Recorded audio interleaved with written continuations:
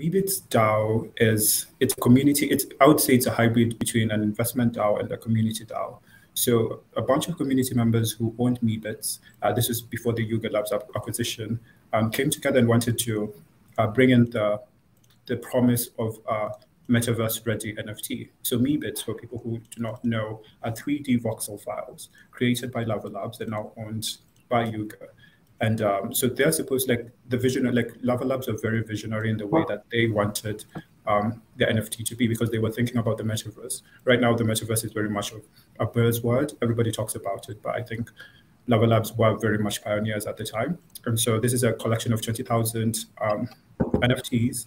And they are 3D voxel files. And the DAO, MeebitsDAO, was able to kind of bring in that promise by allowing people to have like an API. So if you go to the MeebitsDAO website, you can get an API for you to download different file formats like voxel files, FBX files. So files that allow creators in the space to make Meebits part of different metaverses.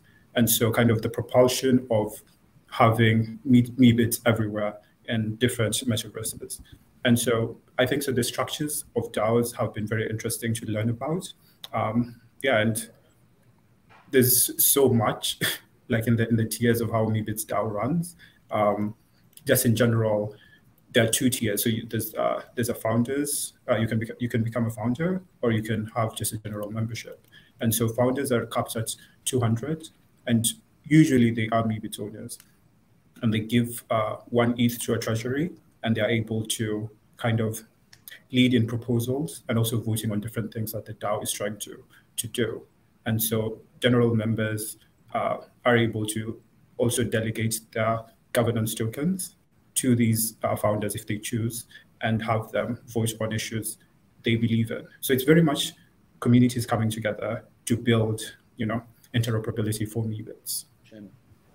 Can you tell us something that just by being a part of it, what have you learned just by contributing to a DAO in general? Because this is for people that maybe they don't know what value they can get from joining a DAO. So let's hear it. We want to hear it from not a creator's perspective. We want to hear it from an engineer's perspective, such as yourself.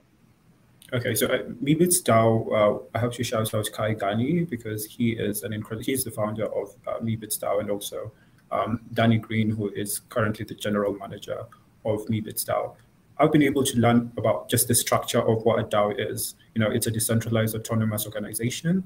And so as opposed to being in the traditional sense, people invest in companies and get shares. A DAO, you're able to come together as a community and kind of control an asset. So you're not really doing this top-down approach, which is like the hierarchical traditional system. You're doing a more community-driven approach where people are able to vote on different aspects. So you are able to learn about the different structures. So far, I've geared them towards 3 different types of DAOs. Like, it's very broad because it's such a new concept, and people are innovating different ways of doing it. So I would say there are protocol DAOs where you have DeFi protocols and crypto protocols, which end up being taken by communities and being made DAOs. So that's a very interesting perspective of how DAOs can be created. There are investment DAOs like Flamingo DAO, which is more like an NFT DAO, but with the backdrop of investment. And then we have community DAOs where people just come on and create, and it can start with 3 people. When people have interest towards different collections, you come together and you figure out what your structure and the rubrics are going to be.